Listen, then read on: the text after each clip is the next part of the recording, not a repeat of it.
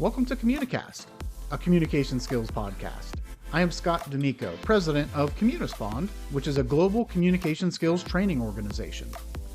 Today I am talking with Dave Molenda, business leader, podcast host, and best-selling author of Growing on Purpose. Through his Positive Polarity company and podcast, Dave is focused on spreading authenticity in the business community and provides coaching, mentoring, and leadership training to those looking for solid growth. Check out the episode here. Dave discussed how to be a better listener, the importance of repeating back what you heard from someone, and how his dad influenced his communication style. I hope you enjoy. Dave, thank you so much for joining me today. If you can, to get things started, maybe just tell us a little bit about yourself, your career journey, and what it is that you're working on today. Absolutely. Thanks so much, Scott, for having me on. I'm honored to be hanging out with you, talking communication. This is going to be fun. Actually, I had a business in the Midwest then we sold construction products and started it in probably the early 90s and sold it in 2012. We were doing about 10 million in annual sales. So, sales organization. And then actually from there, I transitioned into coaching and really fell in love with the coaching side of the business. Was able to write a #1 Amazon best-selling book called Growing on Purpose. And then a couple of years ago, we started the Positive Polarity podcast. So get to, just like you, get to interview people from around the world and learn about them, hear their stories, and hopefully learn something from them along the way. So yeah, it's been a fun journey and super excited to chat with you today. Very cool. Well, thank you for sharing that. And so that's a big jump from selling construction products into coaching. Yeah. How did you make that leap? Well, it's funny, 2008, we had a disaster in the economy. For those of you that were in it, you remember it. For us specifically, we were really reliant on building permits, and that building permits, they dried up. They went down almost 90%, Scott. So, here we're cruising along. We have 17 people on our team. Life is good. We're growing, and everything all of a sudden comes to a halt.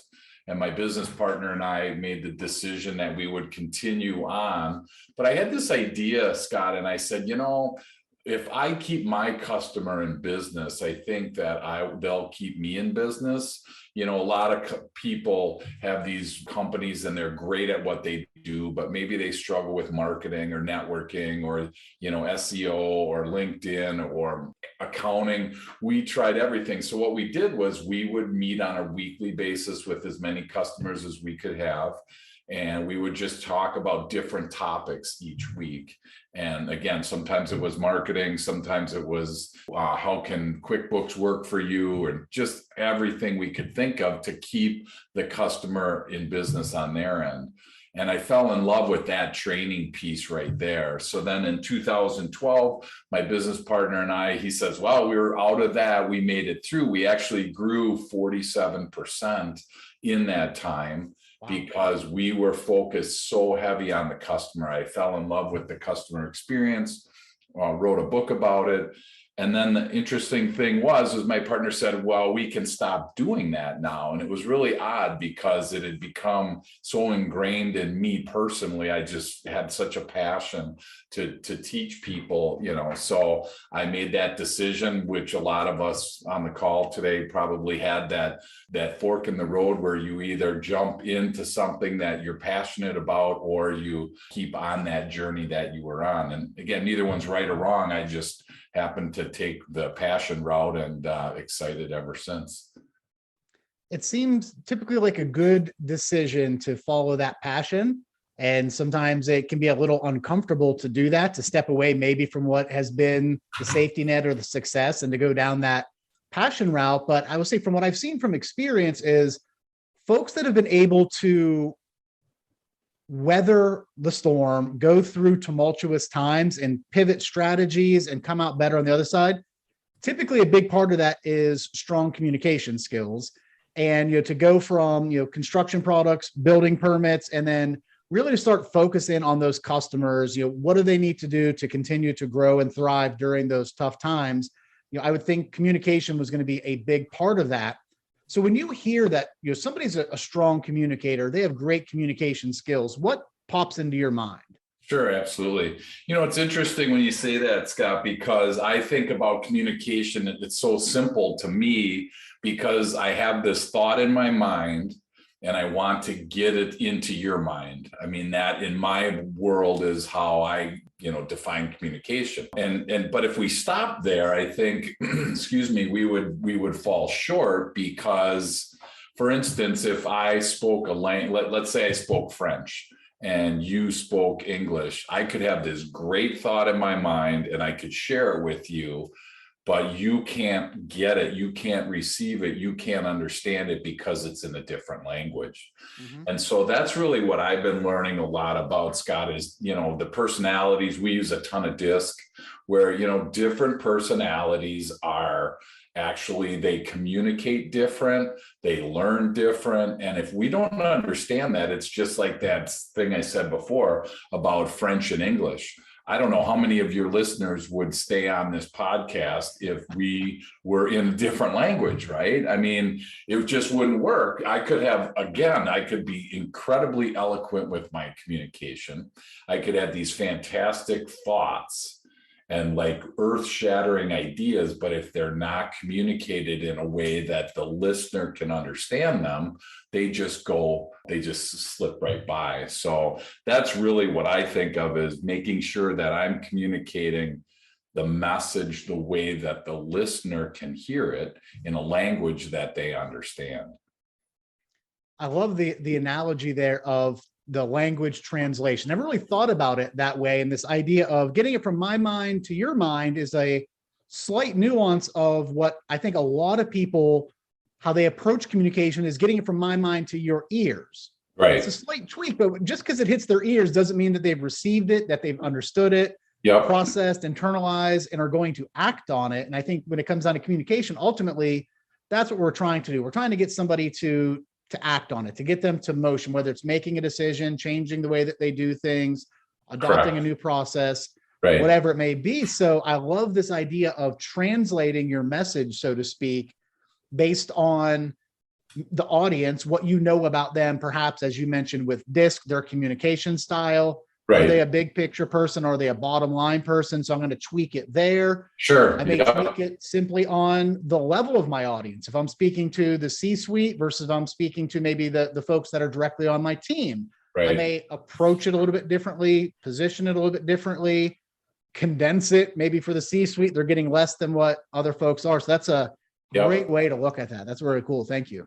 Yeah, absolutely. And I think this, like a really, a way that a lot of us would relate to is if we were ever in a foreign country, in a foreign actual airport, your ears are listening for English. I mean, you're listening for flight 1515 to wherever in a language that you understand. And that's the exact same way that it is in communication, in the office, on a team, with a customer, is we like people that are like us. It's just a norm for us. We like people that are like us. And in this case, we like English people. Not that we don't like other languages. It has nothing to do with like or dislike. It's like I can't add any value in France to a French conversation with two people that don't understand English. I can't add any value. As much as I want to, I can't. So I have to really understand their, language, and they in turn need to understand mine. That's key. And I think an important part of that is self-awareness. Mm-hmm. And I know I've seen this before where someone's trying to have a conversation with somebody that doesn't understand them. Right. Whether they're speaking the same language or not, you could tell the person's not getting the point, and all they're doing is sometimes they're speaking louder, sometimes they'll speak slower, but they're really not adapting to the receiver. So this idea of I need to be self-aware and try to pick up on when my message isn't being received. And a lot of times you need to be focused on the physical cues, the body language on the receiving person. That oftentimes will tell you whether or not if they're picking up what you're laying down. So it's kind of being aware and then being nimble enough to adapt that style. Yeah, absolutely. And I think, I mean, along with DISC, we do a lot of EQ, emotional quotient, emotional intelligence work. And one of the big pieces of that is self-awareness. And there's so many people when they test them, when they assess them, get the assessment and they look at their number and it's lower than they want it to be, they're not even aware that they're not aware. So it's like, wow, to your point, Scott, it's like, yeah, be aware of the type of person you're communicating with, be aware of the style in which you're communicating. Again, just simple, go back to what language should I use. If you're bilingual, I mean, I think that'd be so cool to be bilingual. I'm not. If I was, I would have to remember in this conversation now, Scott understands English. He doesn't understand this other language that I speak. And that's where I think that's where that self-awareness really comes in, when I'm thinking about you and what your communication style is. Our whole communication is going to improve tremendously.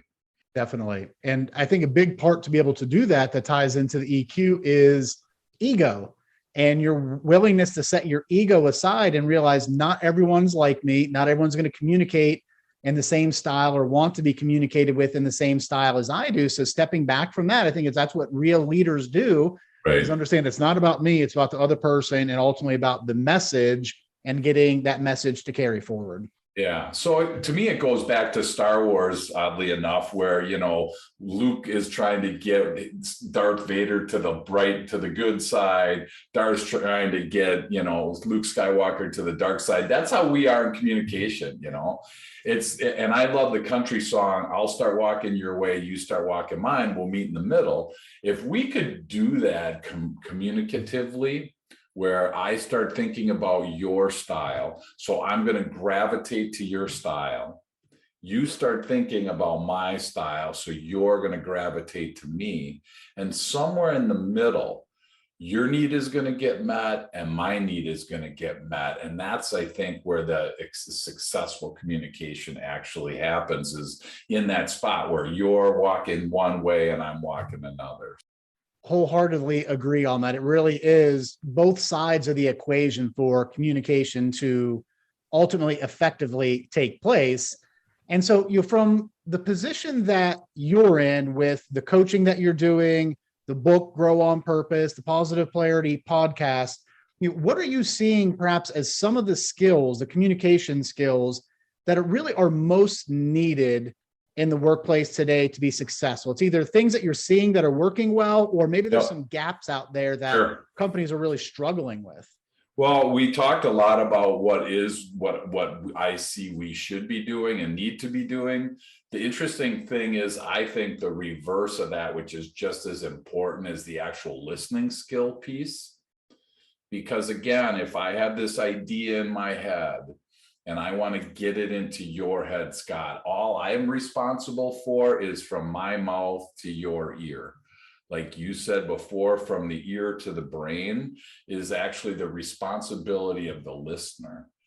And I do listening skills training all over the country, and it's fun to ask people up front, hey, how many in this room, think they have really good listening skills? And I tell you what, there's a ton of people raise their hand. They all think they're great listeners. And, we do a couple quick listening skills tests just for fun. And all of a sudden, when the half to 3/4 of the room fail the test, and I even say, Scott, this is a listening skills test. So please listen to what I'm saying. I share, that's like that's like red lights blinking and everything, right? And we don't do that at work. We show up and we start talking and we expect that person to listen and engage and do what they're supposed to do. So when people struggle with listening skills tests, knowing ahead of time that they're going to have a test, think of how tough it is when we're not even focused on listening. We're deep in a computer issue and someone comes up to our cubicle or someone comes into our office and starts talking. We tend to really, there's a lot of things that we do. And unfortunately, listening to that person is really not one that's high on that list. It is a challenge with all of the distractions that we have constantly coming at us, whether it's text messages coming in on the phone, the little emails Right. popping up, the phone's ringing, there's tabs you have open on your browser, Yep. notifications coming up from links, so many different things. To your point, even if somebody is physically in front of you, and if I'm going to turn and talk to them, I know my peripheral, I'm seeing these things happen on my screen, and it makes it more challenging. So there's Yes. lots of little things that I think people can do to, from an environmental standpoint, to improve on the listening skills, whether it's shutting down email, turning off your phone, things of that nature. Outside of that, any tips or strategies from your side to really make sure that you are locked in and improving those listening skills? Sure. Yeah. I mean, even just facing the person and, it's stopping what you're doing and giving that person complete attention. It's crazy. I think about it where I walk into a communication, if I don't know there's no training and I just am, a normal everyday person that didn't train on communication, didn't train on listening skills. I walk into a communication with you, Scott, and I have a whole list of things in my mind. I got all these things in my mind, right? So I try and tell people that, hey, why don't you go into a communication with a blank sheet of paper? Think about this from the other person's perspective rather than worrying about your perspective, and most people listen with the intent to reply, not to understand. So if people were actually listening with the intent to understand, oh, wow, I understand what you're saying, Scott. If I understand you, it's this, this, this, and this. I mean, listening skills 101, if you want to improve your listening skills, go ahead and repeat back what you heard to somebody. I mean, it's so simple, it's free to do, but I tell you what, 80 to 90% of the people don't do it. They just fly through, and then they're going an hour later and they're saying, now, what did Scott tell me? How many of those am I supposed to get? And then there it is, Scott, hey, I'm sorry, man, I got to ask you another question, or I'm just going to guess, or I'm going to email you. I mean, productivity goes down the toilet when you're not able to really listen effectively. Again, the second piece of that communication side. The repeat rephrase is huge from my perspective because it serves so many purposes. Absolutely. The first one is that it signals to that other person that I was listening. I was paying attention, that I care what you have to say. Right. And then beyond this interaction, you're going to feel, okay, when I come to Scott with something, he really is taking in, he values it. They're going to be more apt to communicate. And so if you're thinking from a business or a team environment, you want people to feel comfortable bringing things to you, whether it's good news, bad news, ideas, whatever it is. So it signals to that person that, okay, I really am listening.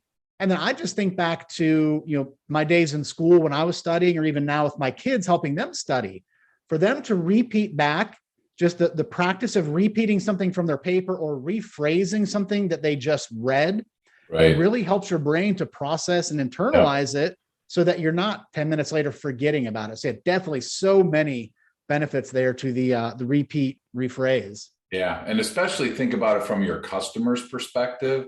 I mean, what a respect, level just increased tremendously. Plus, you've heard what they said. I mean, most customers, if we really listen, in the sales training that I do, it's like, listen to your customer. They're going to tell you how to sell to them. If you just ask the right questions and really listen. And I think that's probably one of the biggest concerns that I see in communication, Scott, is people start to talk. And let's say I'm talking and then you're listening and now you start talking.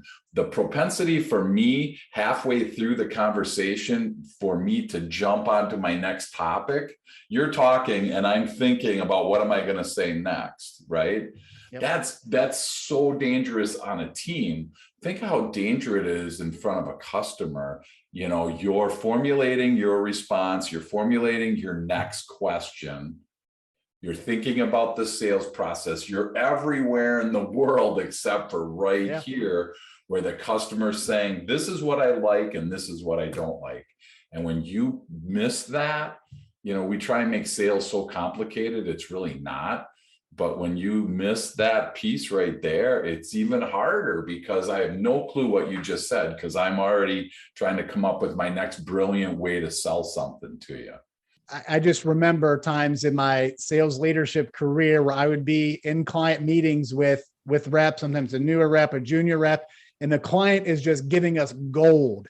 Mm-hmm. And as soon as the client stops, the rep just goes on to their next question. I'm like, hold on, let's talk about that a little bit exactly. more.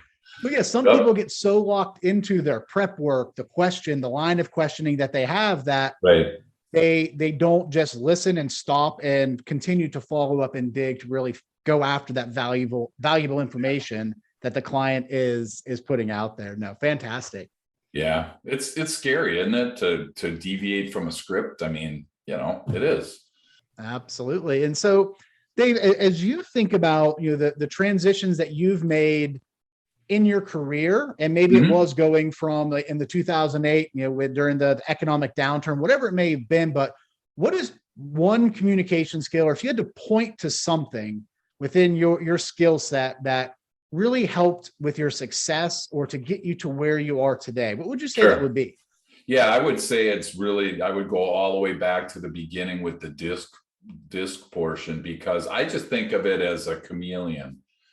I'm barely graduated 8th grade, so I just want to keep this as simple as I can. And if somebody walks into the room and they're a red personality, I'm going to be a red personality. I'm going to communicate red as best I can. I'm going to mirror them. I'm going to be a chameleon. It doesn't mean I need to change who I am, Scott. It just means that I'm red right here. As soon as you and I are done, if you're red and I'm blue, as soon as this is done, I can go right back to blue.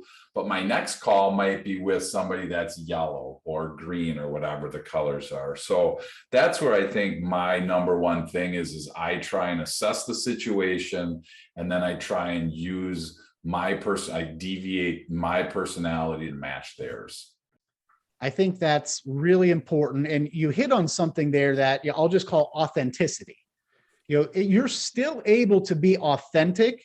Correct. And adjust your style or adapt to someone else's style. It really, for me, is more about how you're delivering the message versus who you ultimately are. Yep. And just kind of going back to this idea, if I'm meeting with somebody who is a broad, big picture thinker, they're very aspirational, the world of possibility, they're talking about the strategic vision for their learning organization, whatever it may be. Correct. And I start, when I'm presenting solutions to them, getting into the nitty gritty, the details. This first, we're going to do this. Second, we're going to do this. Third, we're going to do this. I am going to completely lose them. Yep. And I might be that type of person where it's important for me to go through the details, but I need to step back and say, well, here's how this solution is going to support what you're trying to do here at your learning organization. Absolutely. Get the buy-in, and then you work on the implementation stuff. And absolutely, the flip goes as well. If I'm talking to a bottom line person and I'm speaking big picture, aspirational, I'm going to lose them as well. Yeah. I mean, if somebody needs time to process, high D people are very results oriented. They want it like quick, right? They want it right now. So if I'm a high D and I'm meeting with somebody that needs to process information, I'm going to really be there's going to be an instant struggle, because I'm going to ask a question like, all right, let's get to let's cut to the chase scene on this. If somebody's ever said that to you and you're like, no, I want to watch the whole movie. I don't want to just watch the chase scene. Right. And so that's where it's like, if you have somebody that's different than you and you don't identify that, just again, go back to the different languages. For all intents and purposes, you speak 4 different languages, and you need to speak different languages to different people based on their personality, which then dictates their communication style. I would imagine that throughout your career, between what you've done in the construction industry with selling the products there, the coaching practice, writing the book, the podcasting, you interact with a lot of great communicators and probably pick some things up along the way. Who's someone from throughout your career that has really influenced your style? Maybe what did you take from them? Yeah, and it's interesting because it was actually my dad that I thought of when thinking about this question, because he was the kind of guy that was, it's so funny. He would take like for me, I would walk into a store. If I needed a dishwasher, I'd look at them. I'd spend 5 or 10 minutes figuring them out, and I'd pick that one and I'd be done. Right. He goes to the store and he knows everything. He's got to think about it, process it. It could take him a year, Scott, to get a dishwasher. Right. For me, it took just like that. And I realized that there were opposites. And at first it was very combative. I'm like, Dad, just make a decision. We got to go, right? And then I started to appreciate that piece because that was different. But he always sat down and would listen to what you said. And it wasn't like he was, at least I couldn't tell, maybe he was brilliant, but I couldn't tell that he was formulating thoughts. He was like right in that moment right there. And I think at work, if we know somebody on our team that's right there all the time, we trust them. We know they're engaged. We want to be like them. We just want to hang out with them because, to your word before, they're authentic, they're real, and they're just like, wow, I just want to be around them. So that was the cool part about my dad, was that he really was, authentic, sitting there listening. You could say whatever, and he would process it, and then he would respond back. Now, you may not like the response, and growing up, there were plenty of times I didn't like the response, but, looking back now, he really had a solid way to communicate. People like that are just so great to be around. It's folks that really do listen and take in information and process it and do it because they like it, right, are just the best folks to talk to. You just have such great conversation that sometimes can just go on, it seems like, for hours and hours and hours, and feel effortless. And they're not, oftentimes not talking a lot. They're doing a lot more of the listening and processing. And just like when they're trying to pick out their appliance, they're pulling all that information in because they see value in it. They're picking up, okay, this is this, maybe this one has this, and then starting to formulate that response in their heads. No, that's really cool. Yeah. I'm always interested with these responses. And I've had so many folks pointing to their parents, their mom, their dad, family members that really have influenced their communication styles. Absolutely. That's great. Thank you. So I want to be respectful of time. As we wrap up here, what's one piece of advice that you would have for somebody, whether they are coming out of school, new to the business world, could be mid-career professional, maybe they're looking to make a change, jump out, start their own thing. Sure. What's a piece of advice that you would like to leave them with? Yeah. I mean, regardless of where you are in your career, I mean, this is the interesting thing about communication, is we have to communicate. I mean, that's just a foregone conclusion. So my suggestion is find out what kind of personality that you are. Find out what kind of communication style that you have. I mean, we'd be happy to give you a DISC assessment. You can Google DISC and probably get a free one for 3 pages, just to give you an idea. But there's really 3 quick steps to this, like we talked about. Step 1 is learn yourself, who you are, and then number 2, be able to understand how to identify other people and their styles. And then the third, which is really the magic bullet here, is the secret sauce of that is, once you know who you are and you know who you're communicating with, make sure that you can find ways to acclimate your way to their way. If you do that in your career, you will, be way more successful than always trying to, get people to the dark side, or get people to, the bright side, whatever side you're on, we're always trying to, hey, come over here. The grass is greener. It's awesome here. Let me tell you about it. Do it the opposite, and just communicate the way the person that you're communicating with needs to be communicated with. Sorry to use that word so many times, but that to me is really, wherever you are in your career, you're never too late to learn more about communication styles. Couldn't agree more. And I love how you put that it really is these 3 steps. We hear a lot about self-awareness, which is important to be self-aware on a number of fronts, communication style being one of them. Right. I'd say equally as important to understand the person across the table from you, Yep. But if you don't do anything with that information, if I know who I am and I know how Dave is, and neither one of us are budging, right, it's really pointless. So understand yourself, try to understand others, and then figure out how do you adapt. Absolutely. Perfect. Dave, thank you so much for joining me today. Really do appreciate the conversation and hope you have a great rest of your day. Absolutely. Thanks for your time too. Thanks for all you're doing to the communication side of the world. We need more out there preaching this to the rest of the world. So thank you for the work you're doing. Thank you. Take care. A special thanks again to my guest, Dave Molenda.